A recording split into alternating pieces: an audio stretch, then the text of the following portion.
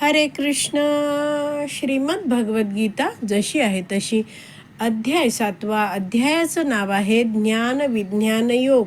24व्या श्लोकाचं तात्पर्य 3ऱ्या पॅरेग्राफच्या 11व्या ओळीपासून आता पुढे वाचायला सुरुवात करणार आहोत. त्याआधी श्रील प्रभुपादांना प्रार्थना करूया. हे श्रील प्रभुपाद, आम्ही भगवद्गीता हा ग्रंथ वाचून समजून घेण्याचा प्रयत्न करीत आहोत. त्यासाठी आम्हाला आशीर्वाद द्या. धन्यवाद प्रभुपाद. निर्विशेषवादी अभक्ताला वाटते की श्रीकृष्णांचा विग्रह हा भौतिक आहे आणि त्यांच्या म्हणजे श्रीकृष्णांच्या लीला, त्यांचं रूप इत्यादी सर्व काही मायाचं आहे. अशा निर्विशेषवाद्यांना मायावादी असे म्हटले जाते. त्यांना परमसत्याचे ज्ञान नसते. तर असे हे निर्विशेषवादी मायावादी असे का वागतात? कारण त्यांनी कधीच अधिकृत गुरु शिष्य परंपरेतून वैदिक शास्त्र श्रवणच केलेलं नसतं. आपण आपल्या बुद्धीने भगवंतांच्या अचिंत्य शक्ती समजू शकत नाहीत. तर भगवंत या भौतिक जगतात विग्रहाच्या रूपात येतात. आपण मंदिरात सुंदर सुंदर भगवंतांच्या विग्रहांचं दर्शन घेतो बघा. तर ह्या मायावादी निराकारवादी लोकांना वाटतं हे विग्रह म्हणजे भौतिक आहेत. मात्र भगवंत हे इतके दयाळू आहेत की भक्तांना सेवा देण्यासाठी स्वतः भगवान श्रीकृष्ण या भौतिक जगतात विग्रहांच्या रूपात येतात आणि भक्तांच्या सेवा स्वीकारतात. भक्त जे मोठ्या प्रेमाने स्वयंपाक करून नैवेद्य दाखवतात तो नैवेद्य भगवंत स्वीकारतात आणि भक्तांना सगळ्यांना कृष्ण प्रसाद प्रेम देतात. तर असे जे भगवंत आहेत त्यांना जाणणं म्हणजे काय आहे? भक्तीद्वारेच आपण जाणू शकतो. तर हे जे निर्विशेषवादी आहेत ते अभक्त आहेत, त्यामुळे त्यांना भगवंत म्हणजे काय, भगवंतांचा विग्रह म्हणजे काय हे काही नीट कळत नाही. कारण त्यांना परमसत्याचं पूर्ण ज्ञान नसतं. पुढे वाचते आहे 20व्या श्लोकात स्पष्टपणे सांगण्यात आले आहे, कामस्तेस्ते हृतज्ञाना प्रपद्यन्ते अन्य देवता. काम वासनेने अंध झालेले लोक कामस्तेस्ते हृतज्ञाना, तर अंध झाले आहेत, त्यांचं ज्ञान पळवून नेलं आहे या कामभावनांनी आणि त्यामुळे ते निरनिराळ्या देवतांना शरण जातात. भगवंतांच्या भगवद्धामा व्यतिरिक्त इतर देवदेवतांचे स्वतःचे ग्रहलोक आहेत. तर 23व्या श्लोकामध्ये ह्या देवतांच्या ग्रहलोकाचा उल्लेख झाला आहे. तो संदर्भ इथे प्रभुपाद देत आहेत. 23व्या श्लोकात सांगितल्याप्रमाणे देवान देवयजो यांती मद्भक्ता यांती मामपी. देवतांचे उपासक निरनिराळ्या देवलोकांमध्ये जातात आणि भगवान श्रीकृष्णांचे भक्त कृष्ण लोकामध्ये जातात. तर श्रील प्रभुपाद प्रवचनात समजवतात की भगवंतांचा हा जो लोक आहे कृष्ण लोक, गोलोक, वृंदावन हा इतका सत्य आहे की हे सूर्य आणि चंद्र तारे तुम्हाला दिसतात ना, तितकाच तो कृष्ण लोक भगवंतांचं गोलोक वृंदावन आहे, तो तितकाच सत्य आहे. पुढे वाचते, असे स्पष्टपणे सांगण्यात आले आहे की असे स्पष्टपणे सांगण्यात आलेले असतानाही मूर्ख निर्विशेषवादी म्हणतात की भगवंत हे निराकार आहेत आणि ही सर्व रूपे काल्पनिक आहेत. तर ही लोक काय म्हणतात? भगवंत खरे तर निराकार आहेत, मात्र ते अशी वेगवेगळी रूपं घेतात, अवतार घेतात. ही रूपं आहेत ना, ही त्यांच्यावर लादली गेलीत, थोपवली गेली आहेत असं ते म्हणतात. त्यांचं म्हणणं काय असतं निराकारवाद्यांचं? की निराकार ब्रह्मज्योती जी आहे, ज्याला ब्रह्मन पण म्हटलं जातं, ते ब्रह्मन विभिन्न रूपामध्ये प्रस्तुत होतं, प्रकट होतं. आणि ते काय म्हणतात की तुम्ही कोणताही मार्ग स्वीकारा, तुम्ही निराकार ब्रह्मज्योतीमध्येच जाणार आहात असं ते म्हणतात. तर असे हे जे निराकारवादी आहेत ते आपला मुद्दा समजवताना म्हणतात की हे जे ब्रह्मन आहे ना, ब्रह्मन ते एक समुद्र आहे. म्हणजे समुद्राची तुलना ते ब्रह्मनची तुलना ते समुद्राशी करतात. आणि जशा नद्या समुद्राला येऊन मिळतात तसं त्यांचं म्हणणं असतं की तुम्ही कुठच्याही रूपाची उपासना करा, शेवटी ब्रह्मनलाच येऊन पोचणार आहात. विविध रूपं म्हणजे कोणती? विष्णू, शिव, दुर्गा, इतर कोणाचीही तुम्ही पूजा करा, उपासना करा असं ते म्हणतात. कित्येकदा हे निर्विशेषवादी विष्णूंची पूजा करतानाही दिसतात, मात्र त्यांना या विष्णूंवर विश्वास नसतो. म्हणजे विष्णू हे शाश्वत आहेत असं ते मानत नाहीत. त्यांना वाटतं हे रूप कसं आहे? भौतिक आहे. तर असे हे जे निर्विशेषवादी आहेत ते म्हणतात की आत्ता मी विष्णूची पूजा करतो आणि काही काळाने मीच विष्णू बनणार आहे. तर अशा प्रकारे हे जे निर्विशेषवादी आहेत ते पूर्णपणे भ्रमित असतात. आता पुढे वाचताना प्रभुपाद एक प्रश्न विचारत आहेत. गीतेच्या अध्ययनावरून असे वाटते का की देवता व त्यांचे लोक हे निर्विशेष आहेत असं वाटतं का? एवढं आपण सगळं वाचतोय, त्यात देवतांचा उल्लेख आहे, त्यांचे ग्रहलोक आहेत, सगळं दिलं आहे, तर मग असं वाटतं का की ते व्यक्ती नाही आहेत? असं स्पष्टच आहे की देवता किंवा भगवान श्रीकृष्ण कोणीच निर्विशेष नाही. त्या सर्वांना स्वतंत्र व्यक्तित्व आहे. श्रीकृष्ण हे पुरुषोत्तम भगवान आहेत आणि त्यांचे स्वतःचे धाम आहे. देवतांनाही स्वतःचे ग्रहलोक आहेत. तर हा मुद्दा समजून घेऊया आपण की देवता आणि भगवंत सगळ्यांनाच रूप आहे. भगवंत आहेत ते सच्चित आनंदमय विग्रह आहेत आणि आपण सगळे म्हणजे आपण सगळे जीव आहोत ते, आणि देवता ह्या सुद्धा जीव आहेत. सगळेच आपण भगवंतांचे अंश आहोत आणि आपण सुद्धा सच्चित आनंदमय विग्रह आहोत. आपण प्रत्येकजण काय आहे? प्रत्येकाला व्यक्तित्व आहे. आत्मा शाश्वत आहे. तसेच काय आहेत? भगवंतांबद्दलही सांगितलं जातं की भगवंत सत म्हणजे काय? शाश्वत आहेत. तर आपण आधीच जाणलंय की भगवान श्रीकृष्ण आहेत ते आध्यात्मिक जगतात गोलोक वृंदावनात राहतात आणि त्यांच्या शरीरातनं सतत बाहेर येणारा दिव्य प्रकाश असतो ते म्हणजे काय आहे? ब्रह्मज्योती आहे. तर ही भगवान श्रीकृष्णांच्या मधून जी येते, शरीरातून बाहेर पडते, ती ब्रह्मज्योती आहे. ती भगवंतांची शक्ती आहे. वैष्णव आचार्य एक मुद्दा समजवतात की जेव्हा रात्रीच्या अंधारात दुरून येणारी ट्रेन आपण पाहतो तेव्हा त्या ट्रेनचा पुढचा जो लाईट असतो तोच आपल्याला दिसतो आणि मग ट्रेन जेव्हा पुढे येते तेव्हा ती पूर्णपणे दिसायला लागते. पण असं आहे का की त्या लाईटमधून ती ट्रेन प्रकट झाली असं आहे का? नाही आहे.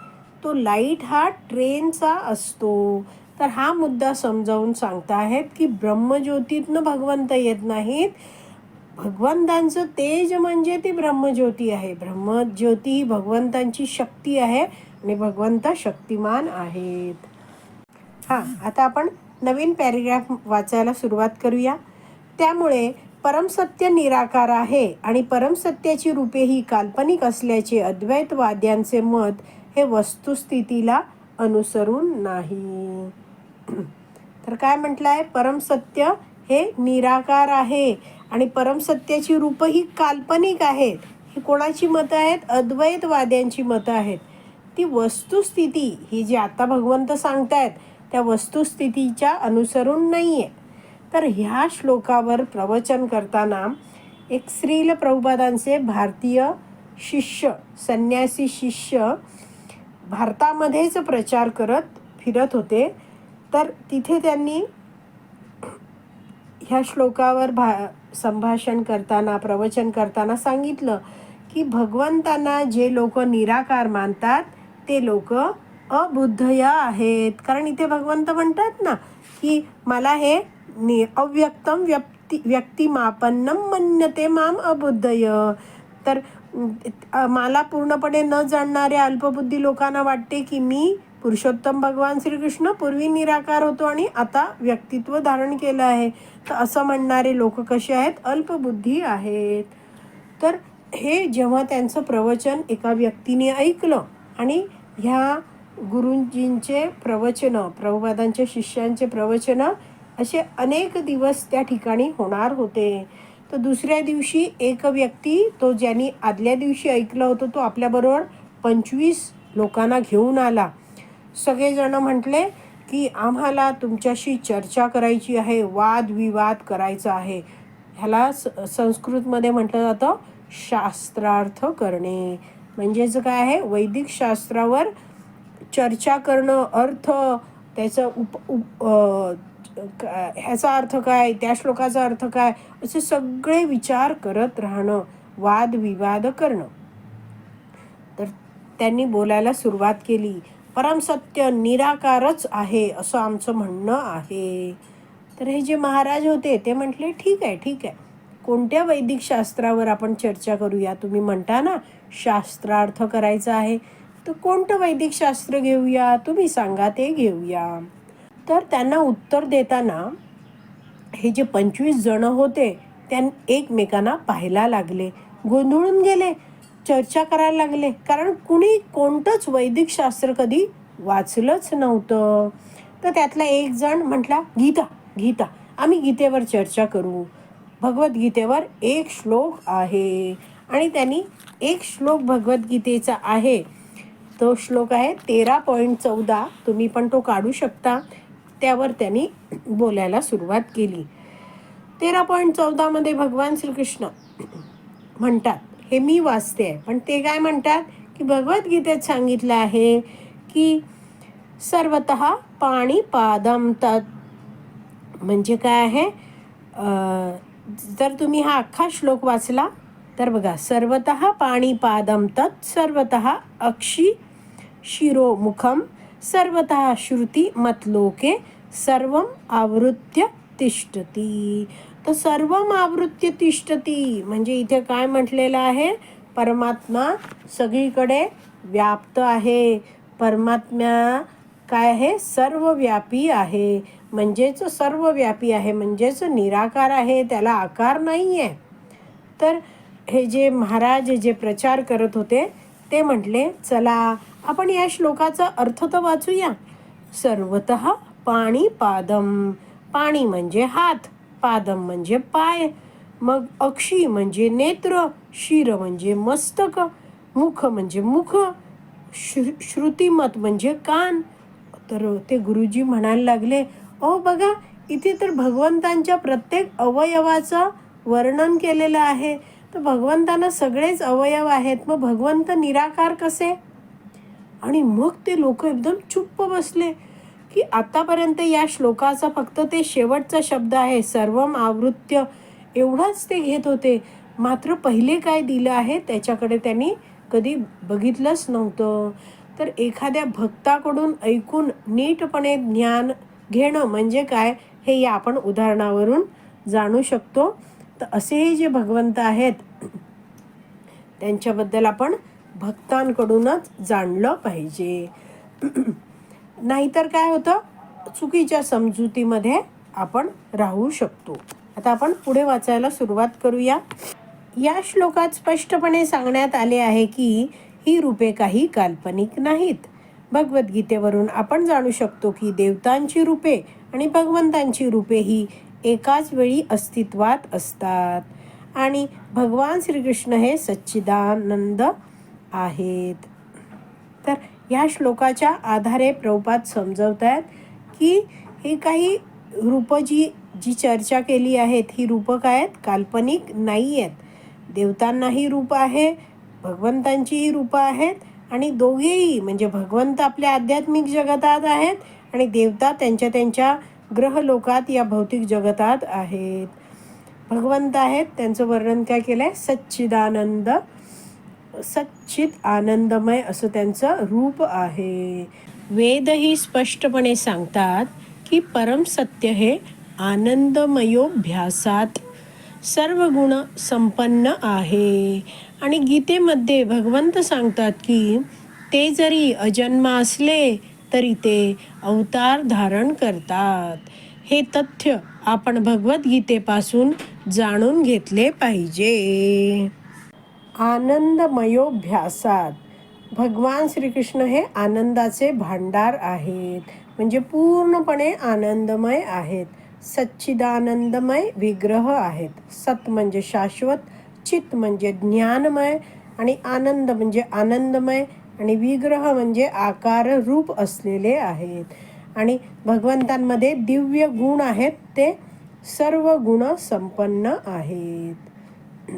आणि इथे प्रभुपाद म्हणत आहेत ना की भगवद्गीतेत भगवंत सांगतात की ते जरी अजन्मा असले तर तो श्लोक आहे 4.6.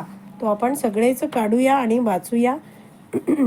4.6 मध्ये भगवंत म्हणतात, अजो अपि सन अव्ययात्मा भूतानामीश्वरोऽपि सन प्रकृतीं स्वाम अधिष्ठाय संभवामी आत्ममायया.